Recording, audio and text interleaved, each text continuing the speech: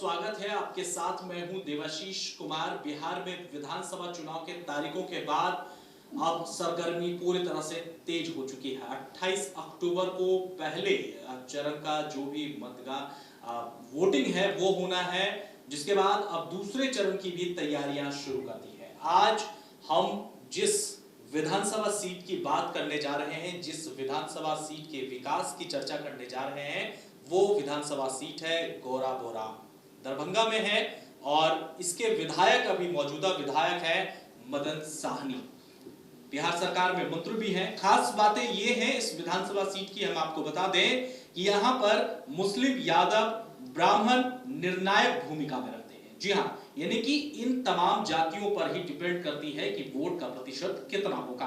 पिछले बार वोट की प्रतिशत की हम अगर बात कर लें तो यहां पर 52.78% यहां पर मतदान रहा था। वहीं 2010 में जेडीयू के डॉक्टर इजहार अहमद यहां से जीते थे और 2015 में जेडीयू के मदन साहनी ने जीत हासिल की थी। तो चलिए इसी सीट पर 2020 के विधानसभा चुनाव में दावेदारी पेश करने के लिए इस वक्त हमारे साथ हमारे स्टूडियो में और हमारे खास मेहमान मौजूद हैं। हम उनका परिचय आपसे करा दें। युवा हैं और लोगों के लिए इनके कथन के अनुसार ये सोचते हैं। हमारे साथ आज हमारे इस खास कार्यक्रम में मौजूद हैं शैफुद्दीन अहमद, जो कि राष्ट्रीय जनता दल से संभावित प्रत्याशी हैं। शैफुद्दीन जी, बहुत स्वागत है आपका। नमस्कार। आपका भी देवाशीष जी। युवा हैं, यंग हैं, और जो मैंने आपके बारे में जाना है, पढ़ा है, आप एक ऐसे प्रोफेशन से आते हैं जो नई तकनीक को पैदा करता है। यानी कि आईटी के सेक्टर से हैं आप। नई नई चीजें आप देते हैं लोगों को। बहुत बड़ी बड़ी कंपनियों में आपने काम भी किया है शैफुद्दीन जी। राजनीति में आने का कैसे मन बना, मुझे पहले, और दर्शक भी जानना चाहेंगे, जनता भी जानना चाहेंगे। आपके जैसे युवा जो हैं, हालांकि कुछ कॉर्पोरेट सेक्टर आजकल चुनना पसंद करते हैं जिसमें स्टैंडर्ड हो, लाइफ ऑफ लिविंग थोड़ी हाई होनी चाहिए, लेकिन राजनीति में क्यों? हालांकि आपका बैकग्राउंड राजनीति से रहा है, लेकिन आप जब उस वक्त में वहां काम करते थे तो फिर राजनीति में कैसे? मुझे ये जैसा आपने खुद बता दिया है कि भाई शुरू से हमारे जो फैमिली में है वो हमेशा पॉलिटिक्स में रहे हैं, और मैं हमेशा से IT as a professional engineer मैं काम कर रहा था। मुंबई में, दिल्ली में, हर एक जगह में काम किया। और राजनीति में आने का शुरू में कोई प्लान नहीं था, लेकिन जिस तरीके से हर एक स्थिति जो बदलती नज़र आ रही है, और याद से नहीं 2014 से मैं देख रहा हूँ अपने क्षेत्र में भी, बिहार प्रदेश में भी और देश में भी। इन सब चीज़ों को देखते हुए मुझे लगा कि युवा को एक्टिव पॉलिटिक्स में आना चाहिए। युवा इस सब चीज़ों से इसलिए भी दूर हैं क्योंकि उनके ऊपर एक तो ध्यान नहीं दिया जाता, उनको सींचा नहीं जाता, उनको बताया नहीं जाता है। पॉलिटिकल को इस तरीके से बता दिया गया है पेरेंट्स की तरफ से भी कि इसमें कोई अच्छे लोग नहीं जाते हैं। हालांकि एक ऐसा प्लेटफॉर्म है जहाँ से अगर आपकी नीयत और नीति सही है और आपके अंदर वो जज्बा है, लगन है काम करने की, तो आप लाखों लोगों के लिए बहुत कुछ कर सकते हैं। ये एक ऐसा प्लेटफॉर्म है, आपको ये समझना पड़ेगा और युवा को ये समझाना पड़ेगा, जागरूक करना पड़ेगा। तब है कि बहुत सारे युवा हैं जो मेहनत करते हैं, पार्टी से जुड़ते भी हैं, ग्राउंड लेवल पे वर्क भी करते हैं, लेकिन कहीं ना कहीं बात आती है कि उनका सिलेक्शन नहीं होता है, उनका चुनाव नहीं होता है। ये भी दुख की बात है, और नहीं होने का भी कारण है बहुत सारा। उसके ऊपर में हम डिटेल्स नहीं जाना चाहेंगे, आप लोगों को मालूम है। अब आने की जहाँ तक बात है, तो वो जो परिवेश और हमेशा ये जो बदलता रहता है कंडीशंस को देखते हुए, उस हिसाब से, क्योंकि उस बीच में मैं मुंबई में काम कर रहा था, विप्रो में मैं काम कर रहा था शेयर पॉइंट कंसल्टेंट के हैसियत से। तो मुझे लगा कि नहीं, अब जो है जिस तरीके की मेरे क्षेत्र में जो हो रही थी, कोई ऐसी जानकारी मैं अभी नहीं दूंगा, लेकिन इतना आप समझ लीजिए कि जो मुझे अच्छा नहीं लग रहा था, मुझे लगा कि नहीं भाई, होना चाहिए डेवलपमेंट के ऊपर बहुत सारी बातें होनी चाहिए। हालांकि जो भी अभी वर्तमान में विधायक हैं, पूर्व के मंत्री भी रहे, काफ़ी काम किए और सराहनीय भी है, और उनके काम को लेकर के भी अभी सर्वे हुआ जो बताया गया कि अलीनगर सेकंड पोजीशन पे आता है, और खुद उनके ईमानदारी और काम को लेकर के वो फर्स्ट पोजीशन पे आते हैं। उसमें कोई भी दरकार नहीं है, कोई इसमें दो राय नहीं है। और स्वयं मैं उनको देखते हुए बड़ा हुआ, उसी परिवार से हूँ, तो जाहिर सी बात है उनसे बहुत कुछ सीखने को मिला है। आगे बढ़ने के लिए एक जो प्रेरणा का जो एक होना चाहिए, तो मेरे परिवार में वो रहा है। अब है कि 79 गौराबोराम से मैं तो अपनी तैयारी कर रहा हूँ, और जो योग्यता होनी चाहिए वो मैं योग्यता साबित कर चुका हूँ। 6 साल मैं अपने अलीनगर में भी काम किया, 2 महीना उसमें जो सो भाग दौड़ गौराबोराम में किया, लेकिन सारे लोगों से एक जो कनेक्टिविटी बनानी चाहिए थी, जो संपर्क साधना चाहिए था, लोगों से मिलना चाहिए था, उनकी समस्याओं को समझना चाहिए था, हर एक जाति धर्म हर एक समुदाय के बीच में जा कर के उनके हर एक पहलू को जानना, ये सबसे बड़ी बात है। लेकिन बहुत सारे प्रत्याशी हैं जो आज दावेदारी तो राजद से भी कर रहे हैं, अन्य पार्टी से भी कर रहे होंगे, लेकिन राजद का मैं बता सकता हूँ जो भी प्रत्याशी वहाँ से कर रहे हैं कोई कहीं भी नहीं जा रहे हैं, कोई ग्राउंड लेवल पे अच्छा, नहीं है। यहाँ पे 1 मिनट रुकना चाहूंगा शफकुद्दीन जी, मुझे ये बताइए कि आरजेडी आपका बहुत पुराना संबंध रहा है, आपके परिवार के लोग भी आरजेडी में हैं, बहुत शुरू से रहे हैं, कितना प्रतिशत आपको लगता है कि आपको पार्टी टिकट दे देगी? देखिए, अगर बात हो जाती है योग्यता की, बात हो जाती है समझ सलाहियत की, बात हो जाती है लोगों से जो एक मेरी कनेक्टिविटी है वो कनेक्शन की, तो मुझे लगता है कि उस आधार पे मेरा चयन होना चाहिए। तब है कि पार्टी के जो भी आला कमान है, जो वरिष्ठ लोग हैं, यहाँ तो जो फैसला वो लोग लेंगे उस पर गौर किया जाएगा। अभी तक तो मैं मान रहा हूँ कि मैं प्रबल दावेदार हूँ, और मुझे लगता है कि ये सारी चीज़ें जो भी मैंने बताई है कि अगर वो योग्यता देखी जाती है, लोगों के बीच में जाना, सबसे मिलना, और जो भी समस्या है उसका किस तरीके से समाधान किया जाए, हर एक जाति धर्म के बीच में जा कर के मिल कर के जो भी विचारों का जो आदान प्रदान होता है, तो उसको देखते हुए मुझे लगता है कि मैं प्रबल दावेदार हूँ। बात बाकी तो हेलीकॉप्टर से उतरने के लिए बहुत लोग हर एक चुनाव में तैयार रहते ही हैं, वैसे भी लोग होंगे जो कहीं नहीं जा रहे हैं, अभी उनको पता भी नहीं कितने प्रखंड है, कितने पंचायत है, कितने वोट्स हैं वहाँ पे, क्या क्या जाति का क्या समीकरण है, कुछ उनको नहीं मालूम है। लेकिन है कि हाँ, सोचते हैं कि भाई किसी भी दमखम किसी भी तरीके से जो है या कुछ ऐसा लॉबी सेट करके वो आ जाए, तो ऐसे भी लोग हैं। तो मुझे लगता है कि इन सब चीज़ों को दरकिनार किया जाए, योग्यता को देखा जाए। युवा की बात हो रही है कि युवा तेजस्वी, और युवा की एक सरकार जब बनाने की आप सोचते हैं तो आपको युवा को देना चाहिए, वो मौका देना चाहिए, तभी आप जो है सो ये सिद्ध कर सकेंगे कि हाँ भाई युवा के लिए सोचते हैं और युवा बिहार को बदलने में सक्षम है भी। अच्छा, युवा के लिए सोचते हैं। शफकुद्दीन जी, अगर आपको टिकट मिल जाता है, नॉमिनेशन आप कर देते हैं, तो चूंकि आपका जो क्षेत्र है दरभंगा और गौरा बोराम, वहाँ हर साल वो क्षेत्र जो है वो विवादों में रहता है, और वो विवाद होता है कोसी का कलंक, जी, बाढ़ का दंश। आप एक युवा हैं, आप सोच वाले व्यक्ति हैं, और मैं उम्मीद रखता हूं कि आप इसका जवाब मुझे बेहतर तरीके से दे पाएंगे। अगर आप वहां से विधायक चुने जाते हैं तो आप इन मुद्दों को कैसे लेकर के आएंगे, और क्या आपका काम रहेगा जो जनता इस वक्त जानना चाहती है? देखिए, मैं क्या कर सकता हूँ ये मैं बता सकता हूँ। जो फर्स्ट ऑफ ऑल जो आए साल बाढ़ आती है, ये नई बात नहीं है, और इसके लिए जो गवर्नमेंट अगर कमर कस ले तो ये इसका समस्या का जो समाधान हो सकता है, परमानेंट सोल्यूशन मिल सकता है। लेकिन इसके लिए मैं नहीं बोल सकता कि परमानेंट सोल्यूशन दे सकता हूँ। लेकिन जो बाढ़ आता है उसके बचाव के लिए आपको बहुत पहले से पूर्वाभास होता है कि ये अब बाढ़ आएगा, इसका ये समय है, और ये चीज़ जब पता चलता है तो आपको उससे पहले ही तैयारी होनी चाहिए। जिस तरीके से कि भाई आएगा, बाढ़ आएगा, तो जाहिर सी बात है 1 से 2 महीना लोग जो प्रभावित रहेंगे तो उनका जीवन अस्त व्यस्त हो जाता है। तो आप क्या करेंगे उसके लिए? तो ज़्यादा यही है कि उनको किसी ऐसे जगह पे ले जा कर के रखने का वो प्रबंध होनी चाहिए। उनके खान पान का प्रबंध, जिसको सामूहिक किचन बोलते हैं, वो व्यवस्था होनी चाहिए। मेडिकल का भी फैसिलिटीज़ होनी चाहिए, क्योंकि बरसात में देखते हैं कि भाई बहुत सारे इसमें जो है सांप वाप काटने का एक ऐसा डर रहता है।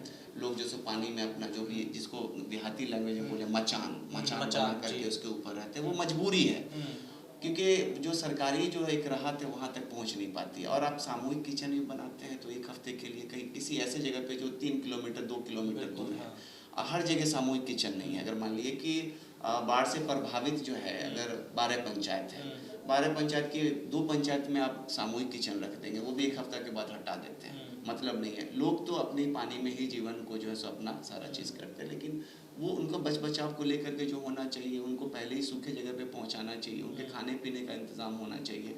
और जब पूरी तरीके से बाढ़ का पानी निकल जाता है, चला जाता है, तो वहाँ पे ब्लीचिंग पाउडर वगैरह है सारा चीज़, क्योंकि उसमें बहुत होता है, महामारी का ये होता है बहुत कुछ, जैसे कीड़े मकोड़े जब मर जाते हैं, सड़ जाते हैं, गल जाते हैं, तो कुछ हो सकता है उसमें। तो उसके लिए जैसे ब्लीचिंग पाउडर का छिड़काव होना चाहिए। सारा चीज़ जब सूख जाए, जब रहने योग्य हो जाए, तब उनको जो अपने जगह पे भेजने का कार्य होना चाहिए। तो ये सब चीज़ प्री प्लानिंग होनी चाहिए। यानी कि आप कहते हैं कि ये व्यवस्थाएं पैर करनी चाहिए, किया जा सकता है, क्योंकि आप जान रहे हैं कि हर साल बाढ़ आता है।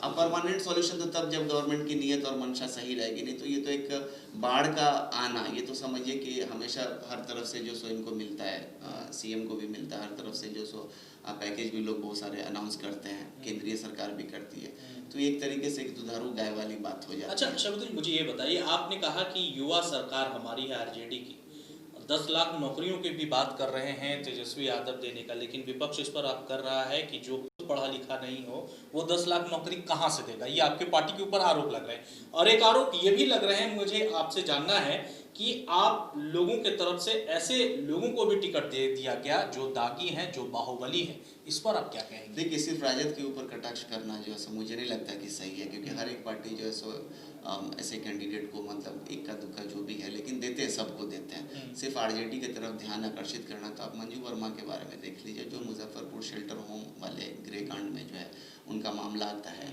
उनको भी तो टिकट मिला है।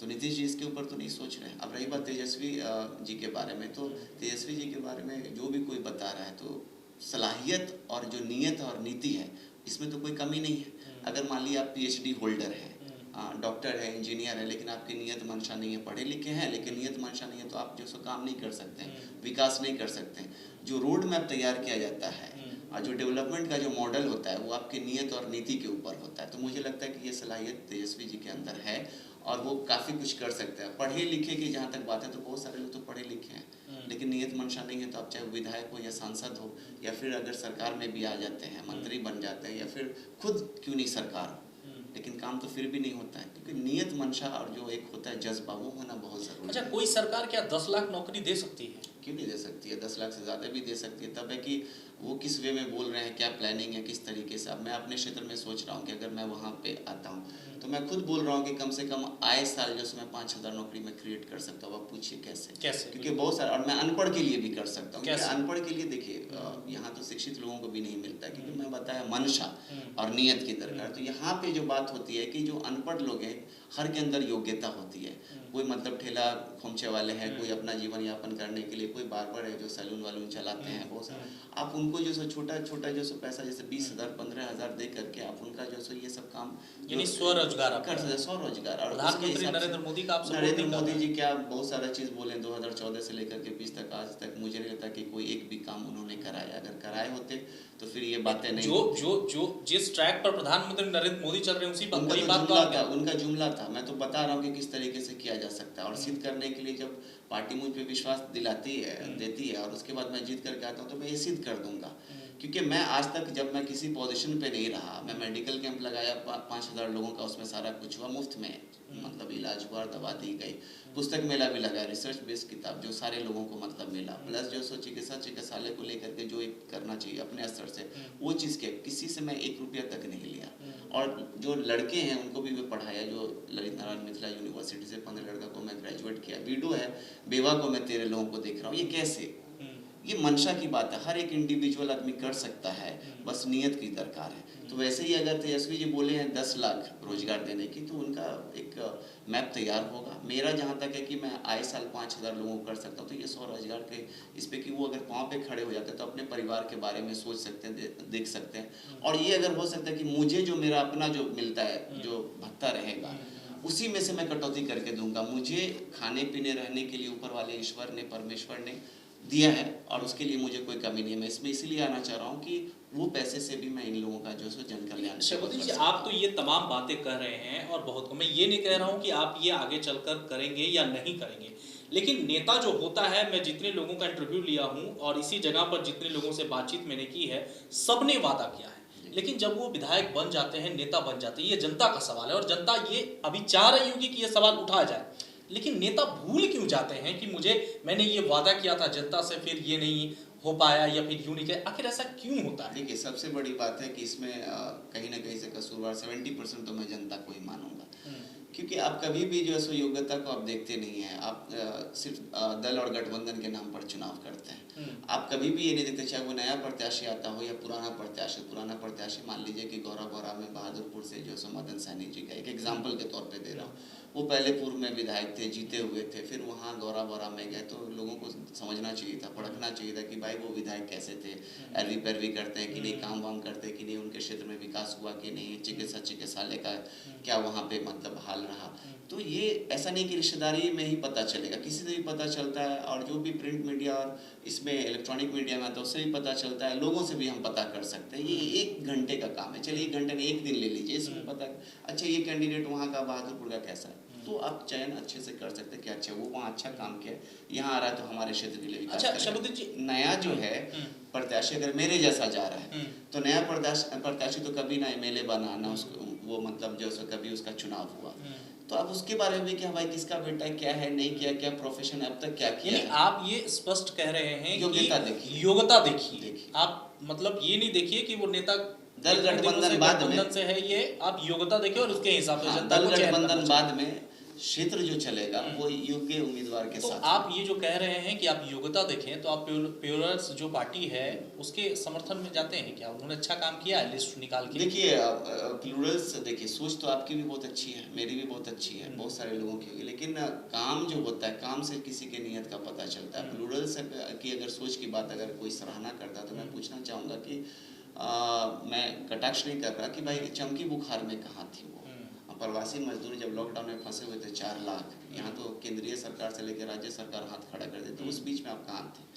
तो मतलब कि सेल्फ प्रोजेक्टेड मतलब she is just because of money power में she is self projected CM, लेकिन अभी तो उनके पार्टी को पता नहीं सिंबल मिलेगा नहीं मिलेगा या मिला है आप लोगों को पता होगा, लेकिन चमकी बुखार में आप नहीं थी, जब बाढ़ आया जल जमाव हो गया पटना में उसमें नहीं, लॉकडाउन में नहीं, बहुत सारे ऐसे चीज़ों में, या फिर सरकार का जो घेराव होना चाहिए था बहुत सारे ऐसे मुद्दों पे लिंचिंग भी हुआ, ऐसा नहीं कि नहीं हुआ, 1 से लेकर के 10 जगह पे जो है सो दंगा भी छिटपुट हुआ, लेकिन दंगा हुआ वो उस पे आप नहीं थे, कहीं पे भी आप कुछ बोली नहीं, बहुत ऐसा मतलब ज्वलंत मुद्दा सब है, सृजन घोटाला वगैरह हुआ, 7 निश्चय वाला घोटाला हुआ, पीडीएस घोटाला हुआ, कहीं तो आप सरकार का घेराव करती नजर नहीं आ रही है। और अभी इलेक्शन का है, चुनाव का समय, तो आप आ रही हैं, तो आपके पास पैसा है, ठीक है, आपको जो है कीजिए, लेकिन अगर आप सिर्फ एडवर्टीजमेंट के थ्रू जो खुद को आपने प्रोजेक्ट कर लिया है कि मतलब you could be the CM face of Bihar, तो मुझे लगता है कि भाई आपको काम भी करना पड़ेगा, ज़मीनी स्तर की जो सो जानकारी रखनी ज़रूरी है, लोगों से जुड़ना ज़रूरी है,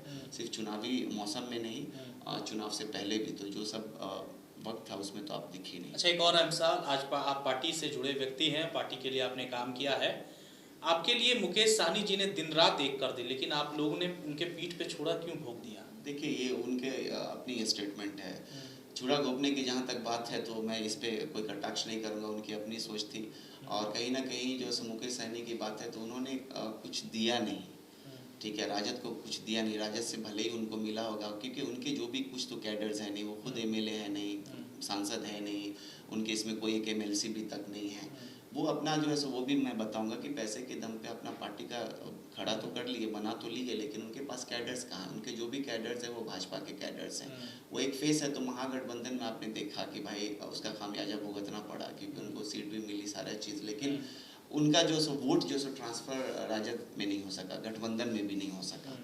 तो सहनी की जहाँ तक बात मैं करूँ, सहनी हो सकता है कि मुकेश सहनी जो है, जो पार्टी जो बनाए हुए हैं, तो सहनी समुदाय उनसे ज़्यादा तेज़ है, मुकेश सहनी को यही नहीं पता चल रहा है कि उनके वोटर्स किधर जा रहे हैं, उनके वोटर्स तो भाजपा के शुरू से थे और आज भी हैं, वो अब अपना पार्टी को चला रहे हैं, अब उनका हमेशा जहाँ तक है, मैं इस पर कुछ नहीं बोलूँगा, बहुत सारे लोग तो ऐसे भी बोलते हैं कि भाई सिर्फ और जहाँ वो फ़ायदा देखते हैं और जो भी कैंडिडेट है उनको पैसे लेकर के टिकट दिए जा रहे हैं, तो उस पर कुछ मैं नहीं बोलूँगा, लेकिन ये सब चीज़ हकीकत है, वो खुद भी जान रहे हैं। अच्छा, उनका आधार नहीं है, उनका आधार नहीं है। गौराबोराम की जनता इस वक्त आपको देख रही है, सुन रही है, कैसे आपको वो चुने, कैसे आपको वो जिताए, आप क्या कहेंगे जनता से? देखिए मैं तो पहले बोलता हूँ कि मुझे अभी साइड करके यही बात किया जाए, मैं ये बोलूँगा कि अगर चुनने की बात होती है, मैं क्या, मेरे जैसे और भी कोई है, क्योंकि एक जो सीख होती है वो हमेशा पूरे जीवन तक के लिए रहती है। मैं हमेशा कहता हूँ, बार बार बोलता हूँ कि दल गठबंधन है सेकेंडरी चीज़ है, उससे पहले जो प्रत्याशी है उसकी योग्यता को देखिए,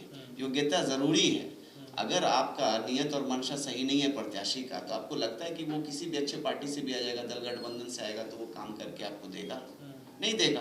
तो इसीलिए जो सो पहले उस प्रत्याशी के बारे में आप जो सो देखिए, समझिए क्या अब तक किया, क्या नहीं किया, या पूर्व में अगर विधायक रहा तो वो अपने क्षेत्र में क्या किया, नया अगर कोई आ रहा है हमारे जैसा प्रत्याशी तो उसके बारे में भी देखिए कि क्या किया नहीं किया। पेजेस हैं, सोशल साइट पे है, उस पर भी बहुत कुछ जानकारी मिल जाएगी। मैं पहले ही बताया कि हर एक जगह जो भी है तार रहते हैं, अब वो पता चल जाता है। तो मेरा जहाँ तक है, अब मैं बताऊंगा कि मैं वो चीज़ करूँगा कि जो आज तक कभी 243 विधानसभा में पूरे बिहार में किसी ने नहीं किया, ठीक है। और ये चीज़ मैं कर करके दिखाऊंगा। और गौरा बौराम हो या अगर गौरा बौराम में अगर सीट की अगर ट्रांसफ़र होती है, स्विच होती है, इन केस अगर श्री सिद्दीकी साहब जो अलीनगर छोड़ करके कहीं दूसरे जगह जाते हैं तो फिर तो मैं अपने घर और गढ़ को बचाने की कोशिश करूंगा। मैं गौरा बौराम इसलिए चुना क्योंकि वहाँ विकास की ज़रूरत है। और आज तक जो अगर मैं बात करूं कि जो रोड की जो हालत है, मैं कहुआ गया, मनसारा गया, कुमई गया, नारी गया, फिर उसके बाद साहो गया, पटनिया गया, बहुत ऐसे जगह में गया। रोड इस तरीके की आसी बगरासी कि आपको नरक याद आ जाएगा। ठीक है, मैं किस तरीके से अपने गाड़ी को ले जाता था उसका भी सोशल साइट पे है, उसका भी वीडियो है, फुटेज है, हर एक कुछ है। अगर सही तरीके से रोड के ऊपर काम हो तो कम से कम जो 6 साल लगेगा। एक पंचवर्षीय योजना ऐसा जो आपका है 5 वर्ष का, वो चला जाएगा। तो इतना काम ही नहीं हुआ है। और रही बात है चिकित्सालय का, तो कोई देखने वाला नहीं है, कोई नहीं है। 24 आवर जो सर्विस होनी चाहिए वो कहीं भी नहीं, इमरजेंसी सर्विस है ही नहीं, दवा तक नहीं है। ये तो मतलब ऐसा है कि मतलब इसको सुधारते सुधारते किसी को भी कम से कम एक टर्म से ज़्यादा लग जाएगा, लेकिन एक टर्म में अगर ईमानदारी से काम करेगा तो 60-65% कवर विकास मतलब वहाँ हो जाएगा, कर सकता है जी। और जो बाढ़ की भी मैं बात बताया कि वो हमेशा होता है, लेकिन ध्यान नहीं दिया जाता, प्री प्लानिंग नहीं रहती है, उसका रोड मैप तैयार नहीं किया जाता, क्योंकि नियत और मंशा की बात है। जो अधिकारी लोग हैं, जो लोग हैं प्रशासनिक लेवल पे, वो लोग भी चौकसी नहीं दिखाते। जब आ जाता है, हो जाता है, तब इस बार तो पता ही नहीं चला। जबकि सबसे ज़्यादा लोग जो है सो अगर देखा जाए तो दरभंगा में नहीं भी है तो 14 लाख लोग जो है सो प्रभावित हुए, बिल्कुल जी। लेकिन उस चीज़ को मीडिया में नहीं दिखाया गया। गौरा बौराम तो हमेशा रहता ही है। कोसी की जो आपने बात की, कोसी का तो वो तभी होगा मंशा जब सरकार की नीयत और मंशा दुरुस्त रहेगी। तो इसीलिए मुझे लगता है कि बहुत वहाँ काम करने का है, तो इसलिए मैं वो क्षेत्र चुना था कि जहाँ विकास ही नहीं हुआ वहाँ से जो है सो काम होना शुरुआत करें जी। और जब देखेंगे कि अगर उधर नहीं मुझे हो रहा है या कोई भी चीज़, श्री सिद्दीकी साहब दूसरी तरफ स्विच कर रहे हैं, तो मैं तो फिर अपने घर और गढ़ को बचाने की कोशिश करूँगा। राजद उम्मीदवारी के तौर पे जो है सो अगर मुझे मेरे ऊपर विश्वास जताती है, बचपन से उस चीज़ को देखते हुए बड़ा हुआ, मेरे से बेहतर कौन हो सकता है। अगर मेरे से कोई बेहतर हो सकता है और वहाँ के बारे में, वहाँ के समीकरण के बारे में, चाहे वो अलीनगर की विधानसभा की बात करूँ या गौरा बौराम, तो आप लेकर के ये सामने में बिठाइए, उस आधार पर टिकट दे दीजिए। अब मैं तो बोल रहा हूँ कि अगर मुझे टिकट मिला तो 243 विधानसभा में उस क्षेत्र को अगर मैं जीतता हूँ तो वो तो एक मिसाल बना ही दूंगा, लेकिन ये जीत की जो मार्जिन रहेगी वो सबसे ज़्यादा मेरी रहेगी। ये आप कह रहे हैं, ये पक्का है, ये 100% है। 100% है कि 243 विधानसभा में अगर मुझे राजद टिकट देती है, गौरा बौराम हो या अलीनगर हो, ये तो सुनिश्चित है कि मतलब जीत तो अलीनगर से मुझे मिले, लेकिन गौरा बौराम जब मेरे लिए नया क्षेत्र है, वहाँ से मैं ऐसी जीत निकालूंगा जो पूरे बिहार में कोई भी कैंडिडेट जो विनिंग मार्जिन है उनका मेरे जैसा नहीं होगा। चलिए शरफुद्दीन साहब, बहुत बहुत शुक्रिया बातचीत करने के लिए, बहुत धन्यवाद। बहुत युवा और प्रत्याशी हैं शरफुद्दीन अहमद साहब, इस वक्त हमारे साथ मौजूद थे, जिन्होंने बताया कि गौरा बौराम से अगर उनके राष्ट्रीय जनता दल सीट टिकट देती है तो जो काम अब तक उस क्षेत्र में नहीं हुआ है वो चुनौतियों के साथ वो स्वीकार करेंगे और उस क्षेत्र को अगले 5 साल में जनता के रहने लायक बनाएंगे। अभी के लिए बस इतना ही। अपने खास कार्यक्रम में किसी और मेहमान से हम आपको रूबरू कराएंगे। फिलहाल के लिए आप बने रहिए देश न्यूज के साथ। मुझे दीजिए इजाजत। जब देश की सुरक्षा की बात हो तब कुछ किरदार अहम भूमिका निभाते हैं। बेजोड़ शटर्स और शटर लॉक्स, मजबूती की मिसाल कायम करने वाले स्टील पाइप्स, सर्वश्रेष्ठ गुणवत्ता से भरपूर शटर लैथ और अटूट इंटरनल लॉक्स। आइए इन्हें मिलाकर निर्माण करते हैं एक उज्जवल भारत का, क्योंकि बात भारत की मजबूत भविष्य की है।